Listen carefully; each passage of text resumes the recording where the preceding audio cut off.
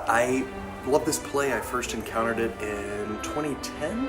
I was doing a production of it in Denver as an actor at the Denver Center, and have wanted to come back to it ever since. Very early on we meet Durant, who is a young man newly arrived in Paris seeking adventure, and we quickly learn that he is incapable of telling the truth.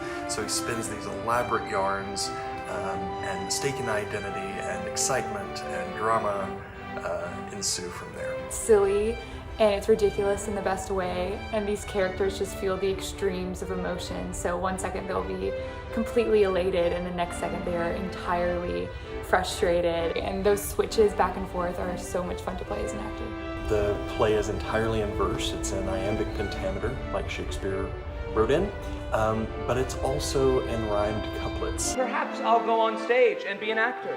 Maybe Corneille will write me up a play. Or maybe, with my gifts and disposition, I'll emigrate and be a politician. It's deceptively hard.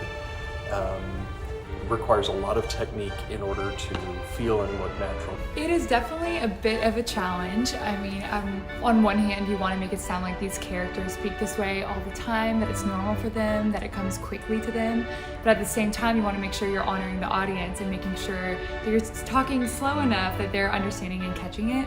People always ask how you memorize the lines in the show, and specifically in this show, I think that's something that's particularly challenging because with the rhyming and the verse, you have to actually be word perfect or you can ruin the integrity of the script and of the verse and the rhythm of the show. In terms of design, I've talked with the designers a lot about establishing and then subverting expectation. So 1643 is really our point of departure. So we might have a period silhouette, say, of a Baroque furniture piece, but maybe it's upholstered in something completely anachronistic. It's absolutely anachronistic in the way we're using it.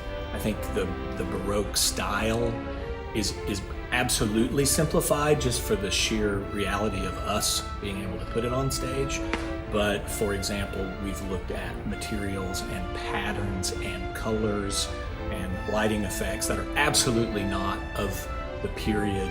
Our design concept for the lyre is a little bit from then, a little bit from now, a lot of it in between. It's a lot of contemporary music in a Baroque styling that might be familiar to audiences. This play is very much everything mid-17th century Paris, but it's also pop references to the 80s and 90s in film, and I think there will be something for all of the audience. It is not your grandmother's classical.